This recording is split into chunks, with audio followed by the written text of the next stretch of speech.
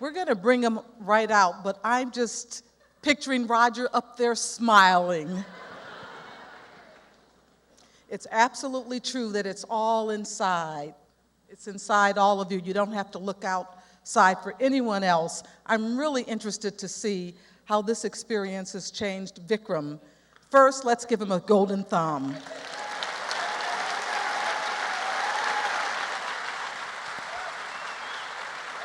Thank you.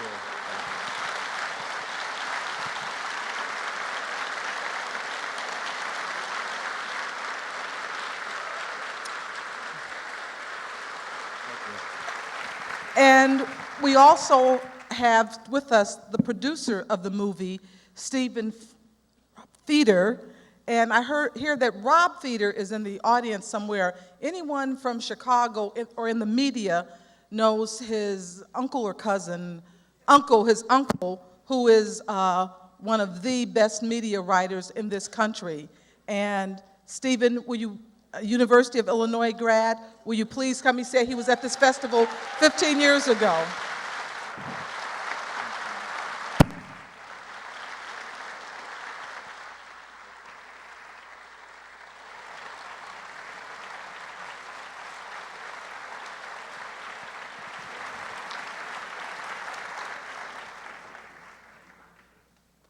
And Nate, I'm going to take these back. Nate's going to introduce the next two people. Nate will now introduce the next two people. For our panel discussion, we have with us Lily Keber, who's a documentary filmmaker from New Orleans, and Matt Singer, whom you all know. Matt?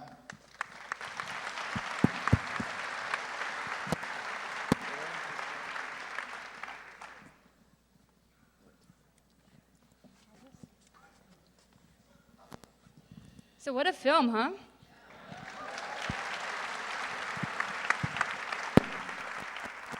I have to say, I make documentaries, I watch a lot of documentaries, I talk about documentaries a lot, but I probably have not had a more visceral reaction to a documentary that I've seen in maybe years, honestly, than this one. I've spent probably more time thinking about this than anything else, and I'm still making up my mind about some things in it, so I'm excited to be here. So my first question, your yoga move, is that a reference to Bill and Ted's Excellent Adventure? Because that's totally like the air guitar thing. Well, it's a ancient Kriya. But beyond that. It's called Arjuna Kriya, and it's useful for getting through obstacles and making decisions. And guitar And solos. playing air guitar. And it looks a lot like an air guitar, yeah. I think the more is a Pete Townsend, more like that. Yeah. So can you do it left-handed and right-handed? I mean, if you do it in the right order, you can't, you don't just turn it on like that. You need to. You have to build up to it. Yeah. Of course. Pete just doesn't go straight into it. You have to be easy on the knees, especially because it can be very. I mean, you need a proper teacher anyway to teach you. Clearly. So tell us, are there updates from the disciples? Have anything new come with them? Yeah. So the journey of this film continues in all kinds of ways that haven't been documented, but are quite interesting. And I would say that the most interesting developments have been, at least in my relationships with everyone, is a lot of them came to the premieres when they first happened. So in the pictures in New York, you can see Kimberly. Kimberly is somebody I've stayed very close with over the last few years. She's gotten married, she's got a new job, she's lost over 120 pounds by now. Nice. And I think that she's really actually enjoyed the journey of the movie a lot. So, because she even came to LA and New York when we opened. And there's a couple in there, Rachel and Bobby, who are not featured that much, but I spent a lot of time with them. They were getting married, and I joked, well, if you need a fake priest, And they said, actually, we really do need a fake priest. So I performed their wedding in Arizona, which was really beautiful. And is it legal? I mean, are they now It's a legally legal binding? wedding, yeah. Yeah. As Kumare or as? It was a kind of a hybrid. I had a similar, look as this as far as facial hair and hair, but I had used my regular voice that I'm speaking in now, and I did wear a little Kumare touches in the outfit. No trident though. And then other people, it's mostly been emailing, and it's been a long time since we finished shooting, so it's really been keeping in touch, like with old friends, and some people who we didn't speak to have showed up to screenings and have emailed me and said, yeah, this is really cool. I didn't know what this was afterwards, so been in contact with a lot of people, yeah. It certainly is something that needs to sit and settle for a while. I wonder, the yoga teacher, Tish, who was in it, has she changed her mind since, or? Well, there was just a NPR show that they reached out to her in the interview, and no, she hasn't changed her mind about it. I don't know if she's seen the movie. That wasn't asked in that interview, but no, she hasn't changed her mind. I think that when you're making a movie and you're telling a story, sometimes the memories that people have are different. Like, I think most people they just remembered Kumare and everyone else was disappearing, but I mean, when you're filming in someone's space, there's, hey, can we come and set up in your place, light the place? And those things, in some ways, were as big as Kumare for the people involved in those logistics. So, whereas a lot of people just didn't care about the movie because it wasn't really about that for them. So I think everybody had a different experience in different ways that are, it's hard to pinpoint when you watch the film, but, yeah. As you say in the film, some of his teachings are just nonsense. They're gibberish. You're making them up as you go along. But there's some pretty profound stuff in there, actually. And watching it this time, and I'd seen the film before, it was really kind of hitting me in an intense way. And I was actually thinking about Roger a few of the times. These ideas of becoming our true selves and finding the person that we are meant to be. And I feel like, I wonder, I feel this way. I wonder if some of the other people here would feel this way, that he kind of helped people do that, the far-flung correspondence, all these people that he kind of encouraged in that way. So I know we've already heard a little bit about what he had to say about the film, but I don't know, it was kind of, I was thinking about that a lot during the movie. I'm wondering for you, how you developed some of those more profound ideas. You talk a little in the movie about it, but also like who your teachers were. Who were the people that kind of helped you shape that philosophy? Well, I think everybody in some way can be a teacher. The people that are in the film in the beginning, it's not as if I didn't learn a lot from them. It's just this one status that I was looking into. And when I say that, even in people's flaws, you learn something. So it's kind of, that was my way of approaching it. So if I saw somebody who I thought, I see a good side and a bad side, that's part of being a teacher. And so I think I definitely took in a lot of that. I think there's so many different ways of looking at it. What I was trying to go back into was really basic ideas. So I think the Kumare approach would, look back at things like Taoism or, the simple words of the Buddha, not the most complicated ways of interpreting it.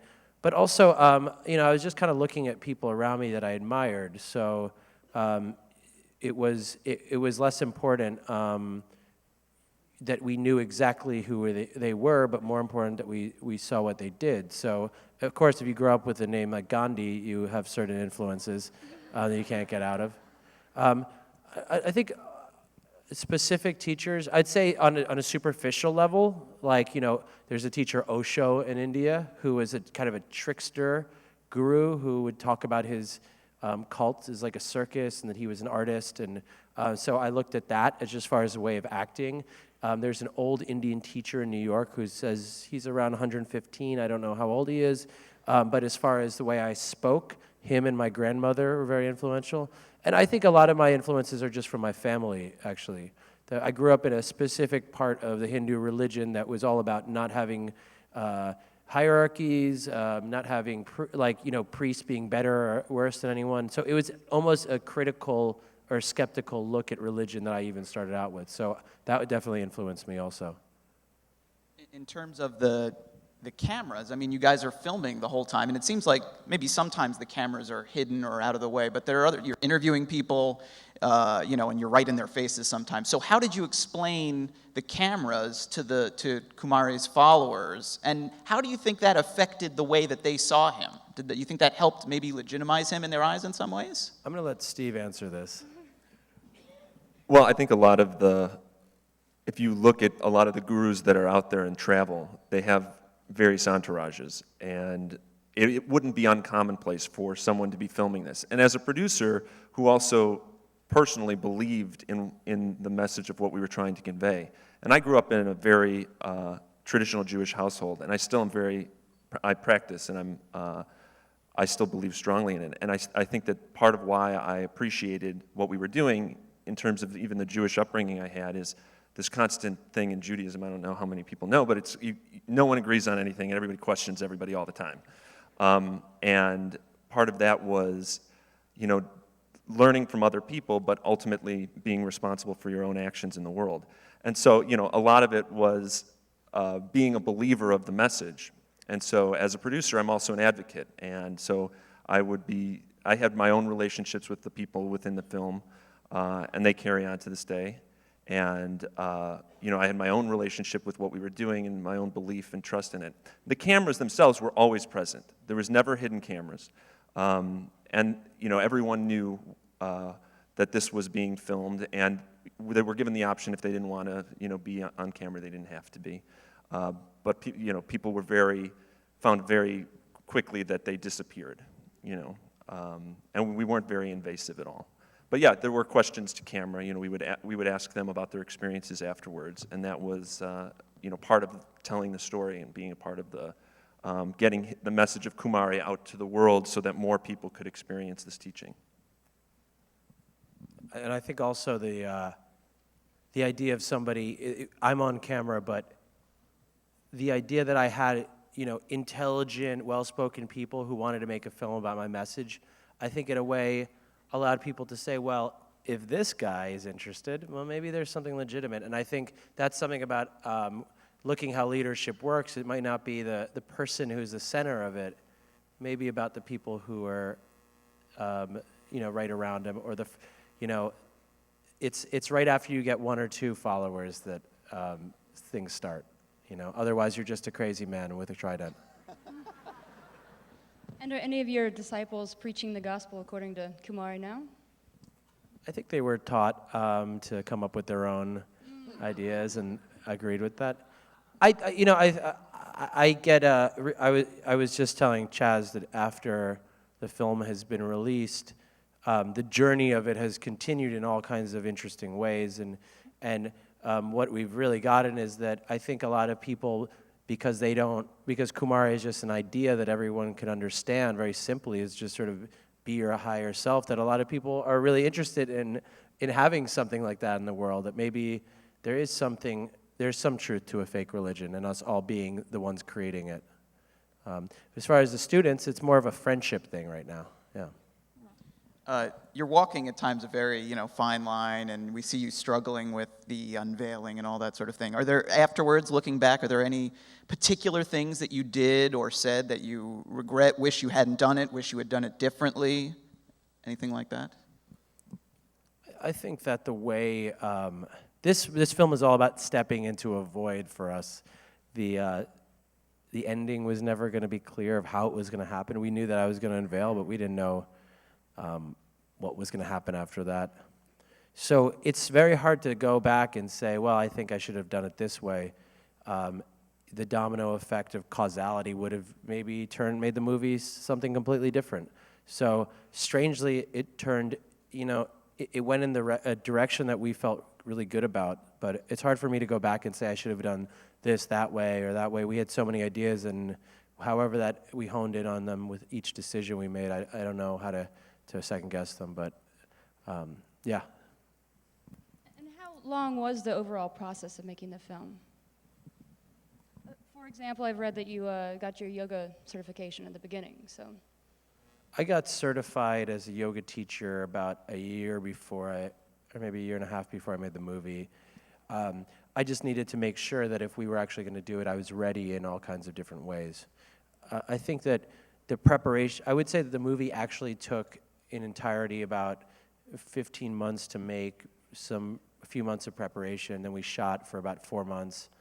And you see a lot of the footage that I was filming beforehand. So if you include that, then it's like years and years. But until we knew that the Kumare movie was going to be made, it was about 15 months, and then we spent about 7 months in post-production. And how long were you in Phoenix? And when you were, I mean, did you just completely leave your regular life? Was it like a complete character, 24/7? It was every time, the rule was really like every time I left the house, I'm Kumare, so let's just all stick to that plan, you know? But we tried to create an environment that was pretty much like what would it be like if we were all in the Kumare cult, which meant we lived in that house together and we had a vegetarian chef and we practiced yoga and meditation in the morning and we held hands and said "Ui" together before every meal, and we kind of kept it. I don't have really experience as an actor, so I had to embrace it as much as possible. I also just didn't bring that many other clothes except Kumare clothes, so I was kind of, when I look at behind the scenes stuff, I'm like always wearing the outfit.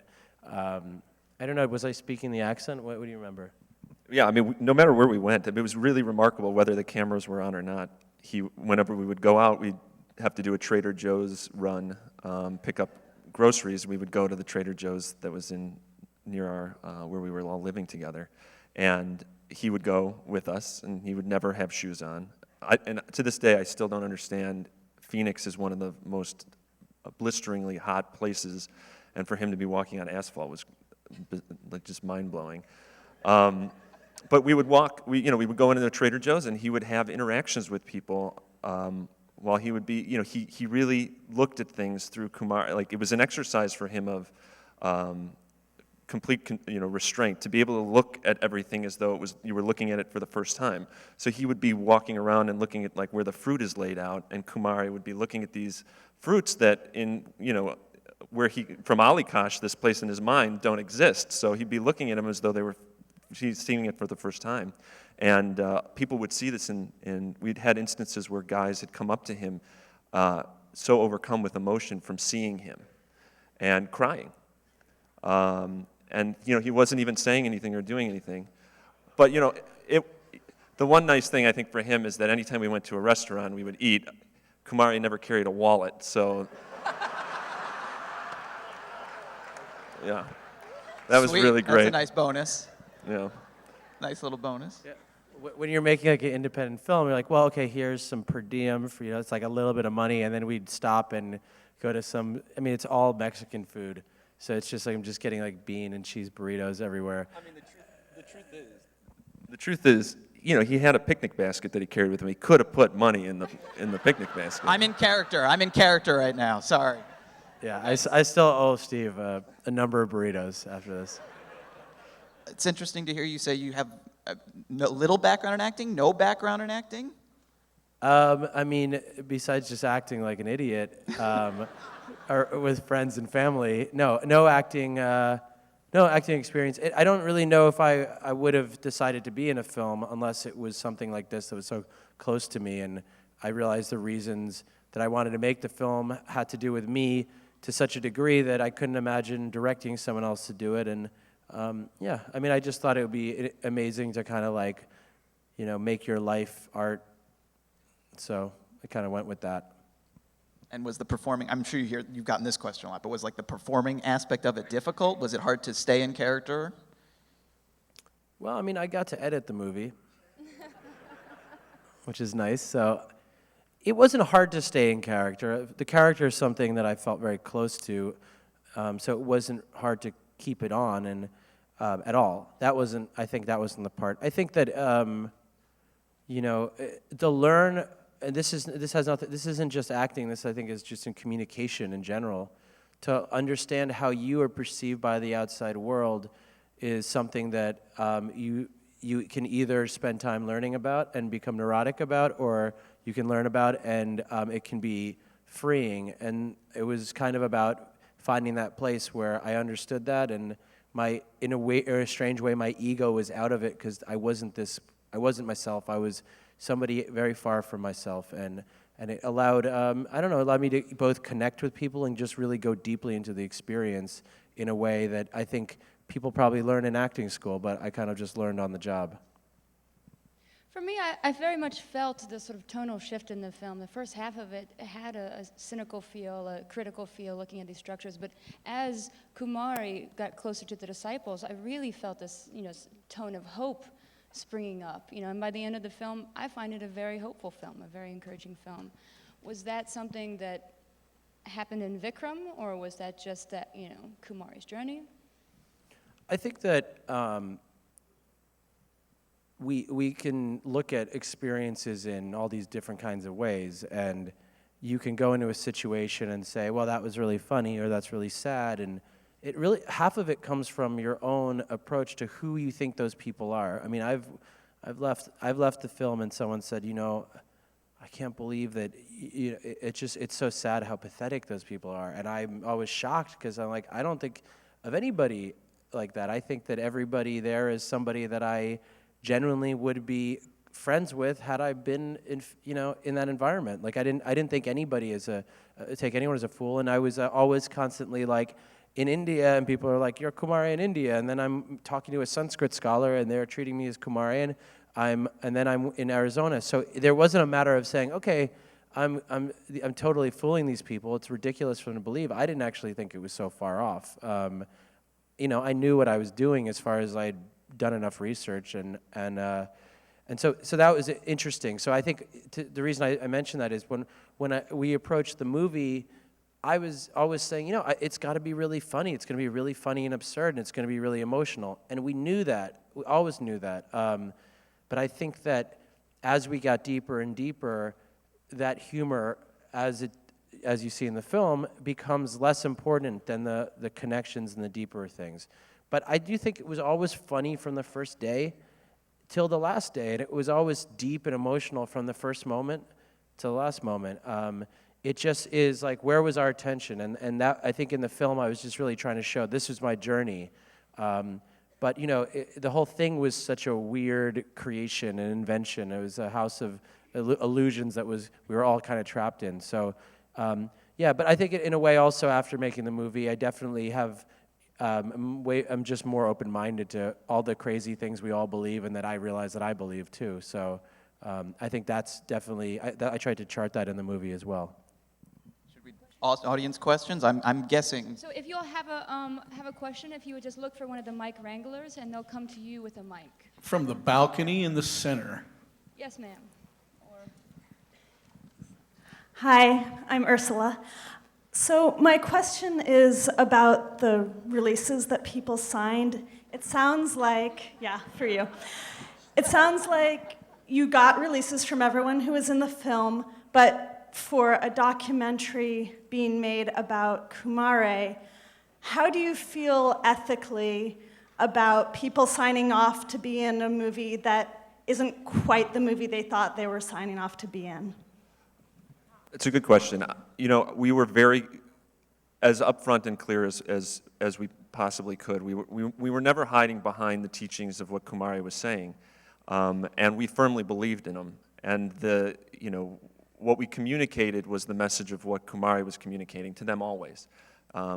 Whether that was reinforcing what he was saying, it was just, they had always known that the film was being done about this Guru Kumare and his teachings, and specifically that he wasn't real, and that he was teaching that this is an illusion, and that the illusion is what people are coming to learn about. And that we never expect, as a legal requirement, but also as part of who Kumare was, there was never exchange of money. Everything was offered for free. It was about the experience, and if they wanted to continue to be a part of it, they were welcome to, and if they ever wanted to not be, they didn't have to be as well. And there was also certain things, like we had yoga waivers that were signed as well, because we were going to be teaching actual yoga, and the classes would go for, you know, an hour or 2 hours. So I mean, you know, we were very, as producers and as people that were involved in the film, we wanted to be upfront with them as much as we could so that they understood what the film was about and why we were filming him. So it was, you know, as clear as we could be. Well, so we were teaching a workshop, and Stephen and my other producer Brian stand up, and they give this speech about, we are only here to make a movie. This teaching will end in an epiphany that will be, you know, shocking to some people. There was a moment I was staring at, I'm like, you're telling everybody what's really going, with every single detail of what is happening, and I was like, how much do we have to actually say? It was kind of amazing. But I think the interesting thing always for me is that, you know, I've spent a lot of my life studying the things that Kumare was teaching. I've definitely gone to a lot of yoga teachers that were less trained than me.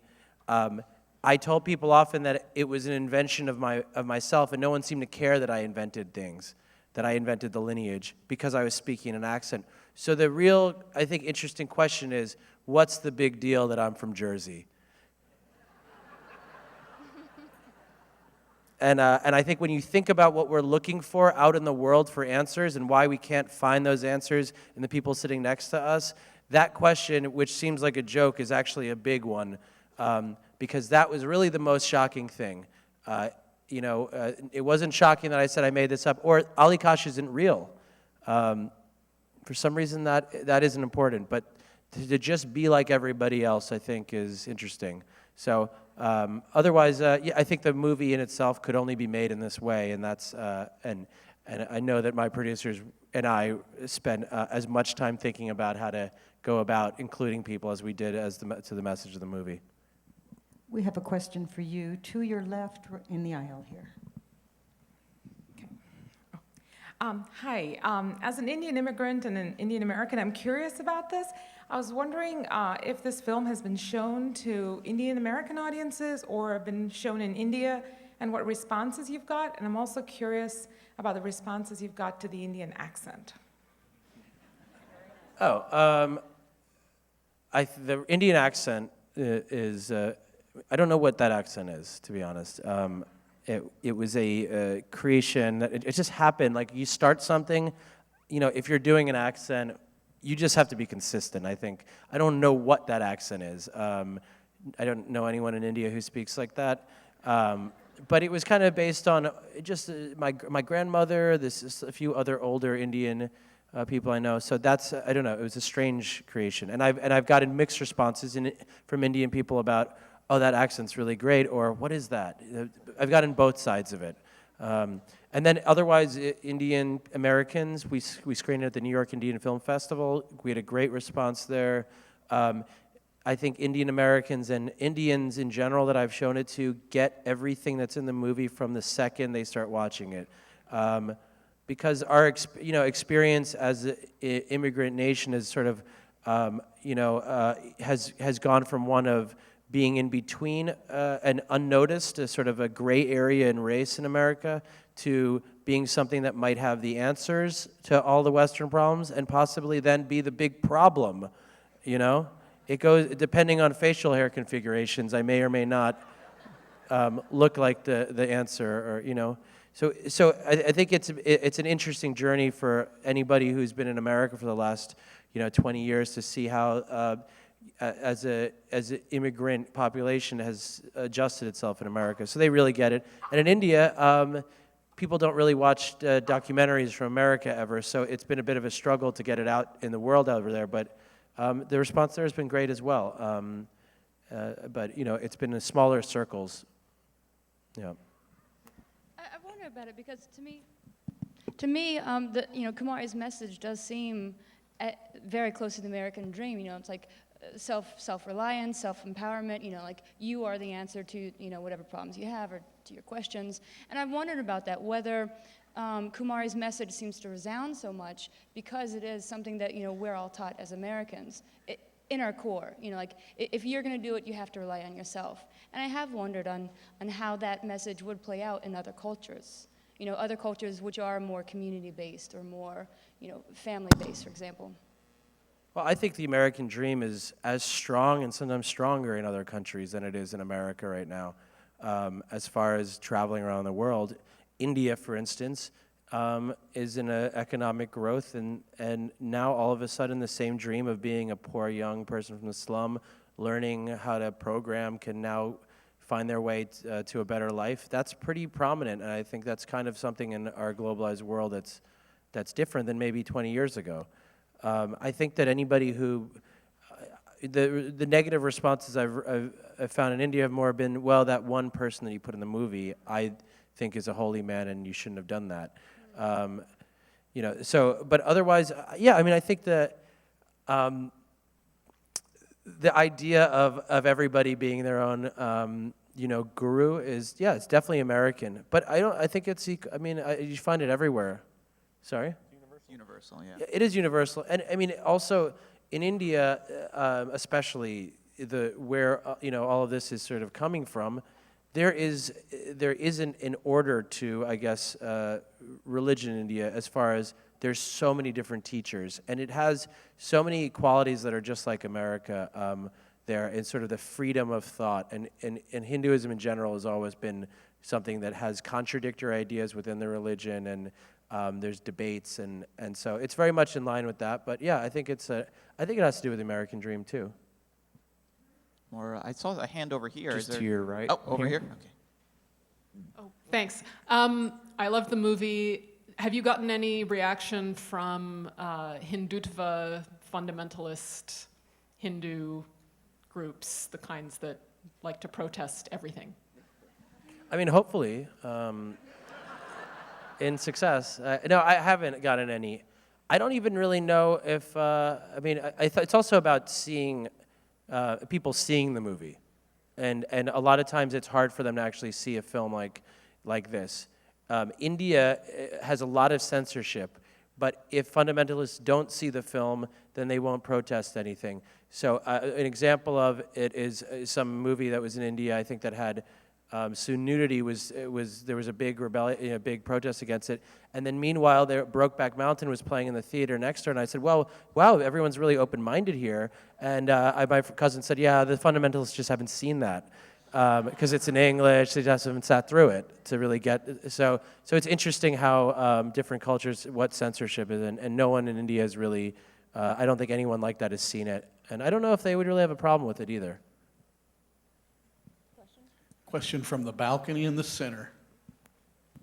Hi. It's a really great, hilarious, and touching film. And I was kind of curious about that balance between the humor and the emotion. Especially in the beginning, you see these things that just are almost brazen, like with the shrine of Barack Obama and Osama bin Laden and yourself, and you know the cat cow with the tongue out. And did you ever have this feeling of, you know, this isn't going to work, or it's pushing it too far, or was there anything that backfired, you know, maybe, you know, while you were doing it? With that one in particular, you know, it didn't take too long to realize that people wanted to believe in something, and the lengths at which they will go in order to do that. And then, you know, once it hit a certain point, we knew the movie wasn't about that anymore. It had to be about something greater. At the end of the day, I really look at it as a very pro-spirituality film. It's you know, it's okay to believe in something. You know, it's a good thing to have faith. You know, we had a very similar upbringing, just in different parts of the world. You know, as I mentioned, like my family is very religious Judaism, or Jewish, and you know, was always understanding, like, where did that power come from? And I think it's good to believe in something. It's just smart to remember at the end of the day that you are responsible for your own beliefs, and to blindly follow or trust someone else, and to put all of that in someone else's hands could be is the danger. So you know, in terms of the laughter and the seriousness, you know, the other thing is that people inherently are funny. You know, you have interactions every day where you laugh, and I think Kumare just being open to however these people were and how they wanted to be was really strongly emotional. It wasn't just funny, it was like really emotional, because he wasn't judging. No matter where we went, it wasn't in judgment. It was to experience. And in interactions with everyday people, you're always making jokes and having fun, and people are just inherently funny as they are. So, I think a lot of the humor also just comes out of people and the experiences you have with them. So it was I guess there is a bridge because we realized that there was a lot more to this than meets the eye. But again, like humor and emotion was important throughout the entirety of the film, and I think it was always present. Did anyone recognize what you were drawing on their foreheads?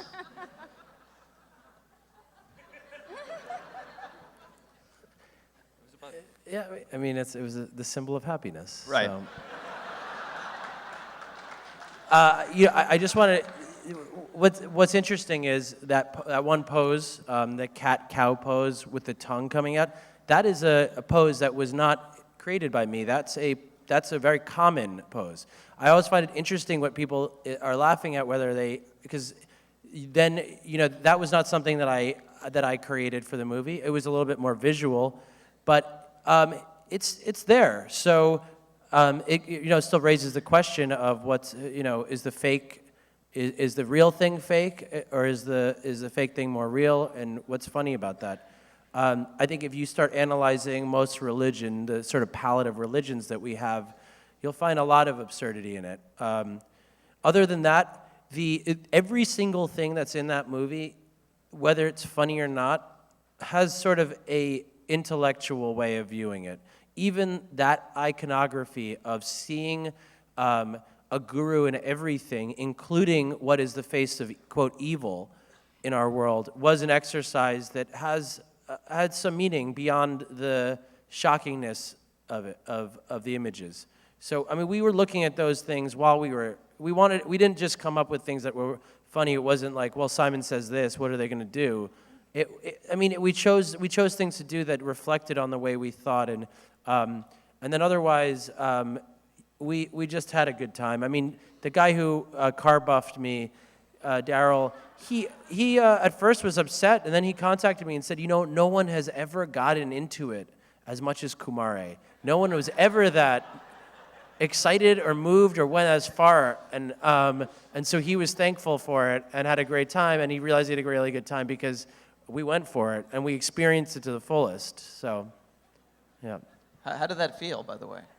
I usually bring a car buffer on the road with me because that question comes up a lot. So we're staying at the Union. Are you licensed now? I'm a licensed human buffer, yeah. Nice. And I'm doing buffing teacher trainings pretty soon in retreats. All right. But it's exceptional. It's mostly the hyperventilating more than anything that gets you into this place that I don't know if you need to be in. But. Center house in the aisle, please. How you doing? Two questions for you. First, I'd like to hear a little bit about the process of distribution, what distributors thought about this movie, finding an audience. And second, Vikram, if the experience changed your views on gurus, because the message is that you don't need one, but I could also see how this might have made you sympathetic to them. And if you think that all gurus are in the same bag, or is there levels of gurus, different types of gurus, in your opinion? So the first question, I think this was a confusing film in the beginning when we were at South by Southwest. We were in the documentary category. When we submitted it, we didn't know what we were, we made a movie. Actually, I think in the first edit, it was actually more on the fence. Right now, this film is everything that really happened, but I wanted to put a little bit more of a sort of fantastic way of telling the story in the first edit that we sent to South by Southwest. Which had a background story of Kumare and less about me. Yeah, we sort of had a mythology of Kumare. We decided to take that out, and it's a straight documentary, but there's a fictional character at the center of it. So I think everyone's like, you're making a mockumentary. I'm like, no, that's not a definition of mockumentary. That ultimately, I think, confused a lot of distributors, and also sort of the shockingness of it, of the ideas behind it. The independent film world is definitely a world that is interested in yoga and a lot of the same subjects in it. So I think that it was shocking at first, and I think that may have made our release a little bit slower, but I wouldn't have changed anything, Yeah. Yeah, I mean, the distribution for a film like this is also, you wanted somebody that believed in the film and that could really get behind the message of the film. And our distributor really did end up feeling very strongly about it and was, from the moment it kind of debuted at South by Southwest. One interesting note is that Matt here was the first person that ever interviewed us about the film. So it's kind of nice and full circle to be here with him again. So that's kind of cool, little nod. Yeah, that was terrifying back then. We were terrified. We nobody had seen the film. We hadn't really shown it to anybody at that point, and that was a challenge. But there's the follow-up was the guru. I mean, just to end that, I think we live in a time where filmmakers need to think beyond their films and hold on to their audience and know their audience and interact with them, and that in some ways, filmmakers know what. In many cases not, but sometimes they do know what's best for their movie, and I think we put a lot of hard work, my team and I, in distribution as well. Other than that, as far as gurus, I think that, whatever the next word will be, I mean, gurus is a new term in the US, I think. It's been around in India for a long time. My friends who play music, they talk about their music teacher as their guru. People who are close to any mentor may look at their mentor as a guru. So the idea of a guru as it's been transformed in America, which I think is it's much more interesting when you look at how it's been transmitted in America. It came at a certain time. I mean, the Beatles brought a guru over. Some of the first gurus were very much, they were related to America in a different way, and I think if you're going to have a mentor, it has to be somebody you know and see how they act. It can't be somebody in a picture. It can't be a thumbnail on the internet, and it can't be somebody who just writes, cool quotes. I mean, that's a writer, I think the definition of a guru, which means someone who removes darkness, if somebody wants one, you got to know that person. Because you don't know what they're putting out into the world. There could be a great communicator. So I think my opinion is we do need a place for people who want to help others in our world. Spiritual teachers. I think there's a place for it. I think it's a hard role. There's a slippery slope. People want that person to be perfect, and when they're not, and they're just human, they get demonized. That happens all the time, and it's a reoccurring story. And then also to remember through I remember through this process, a lot of it came from realizing that the people who were there to change their life may have been wiser than the people they were looking to for that. So, those opinions still stand before and after making this film. Kumare says at one point, illusion equals truth, right? That's one of his things. He could be talking about the movies in some ways, couldn't he, I guess? Maybe. Do we have more questions from the audience? Towards your right, in the back. Hi, I really loved the film, and I thought one of its strengths was that it didn't get sucked in at any point into a kind of atheism versus religion thing, which maybe it could easily have done if it had wanted to. But then I also noticed that it was very much about kind of human gurus and never addressed, the greater guru in the sky, if you will. And that presumably people would have come to Kumare and said, okay, you say, the answer's inside me, but what about God and stuff? And was that a difficulty you came up against? Was it something that you consciously kind of edited out of the film, people's questions about that, because you wanted it to be more about this human thing? Yeah. So Kumare is closest looking to a Hindu god named Shiva. And those, real swamis in India who dress like, who follow Shiva, they emulate how he looks. It's the imitation of that look. So that trident might look crazy, but that's actually what a lot of monks in India might carry around because that's what Shiva carried around. We slightly tweaked ours, but it's a common thing, the imitation of a greater being and living like that person, I think, the idea of what would Jesus do, that's a question of like, let me put myself into a situation. If I was going to be this great being, what would I do? And so I was constantly like, what would Kumare do? That's how I made decisions. And so Kumare was a character who stepped out of mythology. I grew up reading these comic books and watching these movies, and I just made one of those. And I looked at Jesus and Buddha and all of the other real or fake teachers that we believe in as a population of people, and that was the basis for it. But I didn't really think that what people were looking for necessarily mattered if you believed in God or not. There was a time where we met with atheists, and I tried to figure out what was different about what we were doing and what atheism stood for as a sort of a way of thinking. And what I got out of it, because I kept saying in that group, you're like, oh, you believe in science. You have faith in science. And then they would say, no, we don't have faith. We don't use the word faith. Okay, like you have faith in logic. And it was this sort of runaround of like, we all believe in stuff. And why do you? And I think what was interesting to understand is atheism is different in a certain context. That group was together in Phoenix because they felt like it was really hard for someone to be an atheist in Phoenix because of the stigma that you get around you.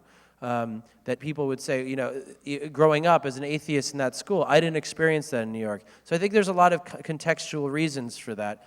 I didn't really think about atheism or even put God in this movie. I think it's interesting that other people are talking about God, but Kumare doesn't really talk about God and doesn't really talk about those things. He looks like he would, but he never actually brought up, and we didn't really talk about God ever. The movie is more about belief, and I think our reasons for believing in God are as important in our understanding of spirituality as what we're looking to, So that's kind of the way we approached it. And I think the main thing with atheism and our approach was, so what's the big deal? It's like Kumare's idea was, okay, you don't believe in God, your God is no God, and this God is someone else, and and the look was that everyone's believing in something, and they're all fair. They're all fair, they're all even, all those beliefs. Okay, we got your last question way in the back towards the right here. Yep. Hi, I enjoyed the film, so thank you for that. We started the day with dancing. I was wondering if it would be possible for us to have a little Kumare chanting.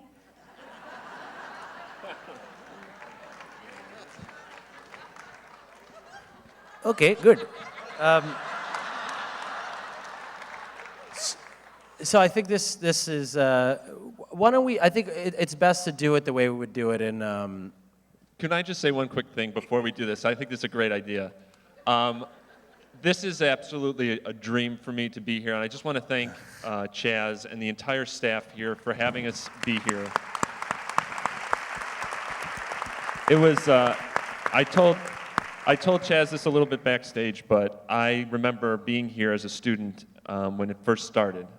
And I got to go to dinner and meet Chaz and Roger. I'm sure they don't remember. And it's fulfilling a lifelong dream. And if Roger were here, I would want to say thank you to him for not just believing in us and as a film and in young emerging filmmakers, but for everything that he's done for me as a person growing up in Chicago and loving film, and for so many of us, and how important he will be forever in what we do as filmmakers. So thank you so much for having us here.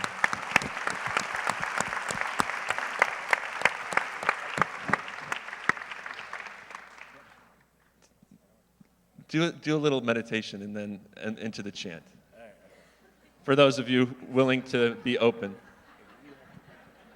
Should I sit on the floor too? Kumare actually doesn't usually lead the chant, so I will help do that because that would be lauding himself. Yeah. Should I sit on the floor too? Get on the floor. Okay. Yeah, I'm wearing a skirt. Oh, yeah. Okay. I think everyone should just close their eyes. Good. Keep eyes closed. Don't laugh.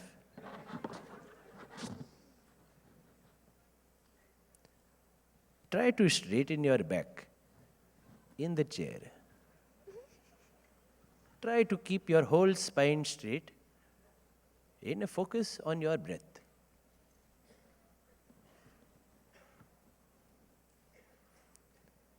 So imagine that your spine is a ladder that is going straight from the top, the bottom of your spine all the way to the top of your head. And bring your focus in between your eyes. Try to observe your breath. Inhale and exhale.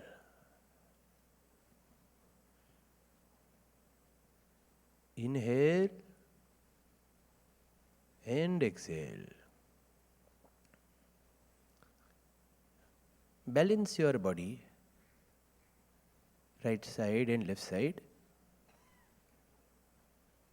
front side and back side, and balance your breath. Inhale and exhale. Imagine in your mind, you see just a reflection of yourself.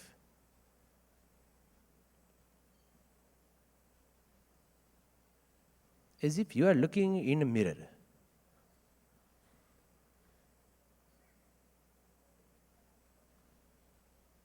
And with every inhale and exhale, it is like you are looking into a mirror, but there is a fog.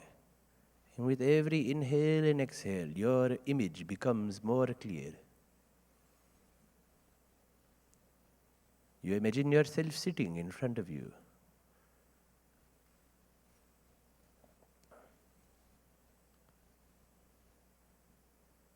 Now, imagine that reflection of yourself.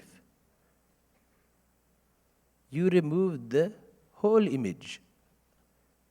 So your face, imagine there is no face. Now imagine that there is no body and no bones.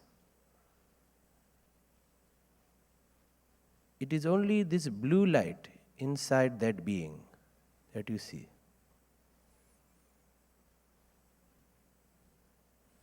Keep your inhale and exhale. See this reflection that is a pure blue light.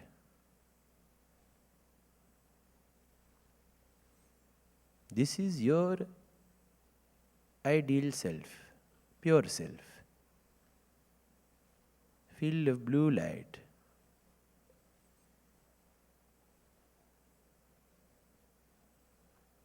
There is no face, no body, only a blue light.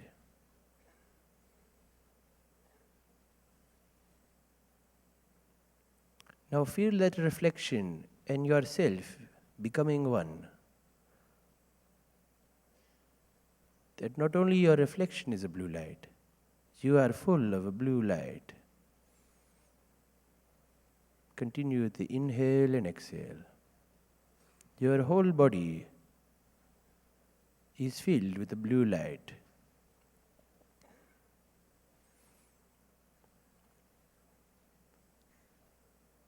Now imagine that from the middle of your forehead there is a small tube that comes out. And on your lap there is a bowl, an empty vessel.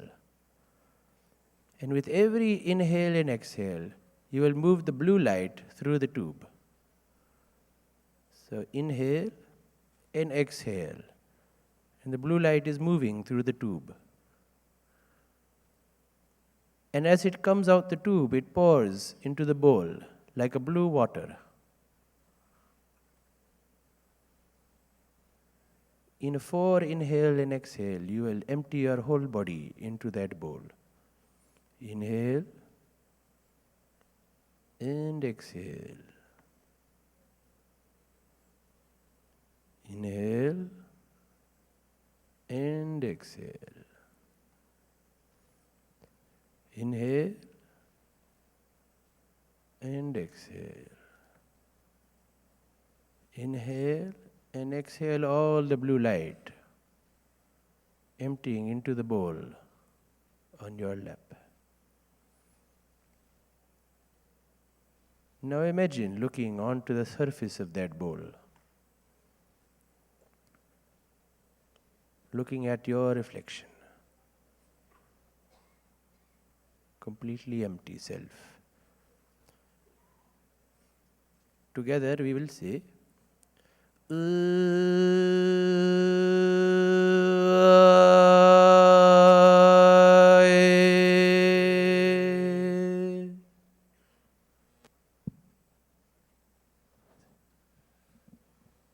Kumare, Kumare, Kumare. Kumare, Kumare. Kumare, Kumare, Kumare. Kumare, Kumare, Kumare. Jai Shri Kumare. Jai Shri Kumare. Kumare, Kumare, Kumare. Kumare, Kumare, Kumare. You guys have wonderful voices. thank you, everyone. Vikram Gandhi, Stephen Feeder, and Mike Singer. Thank you all very much. Thanks.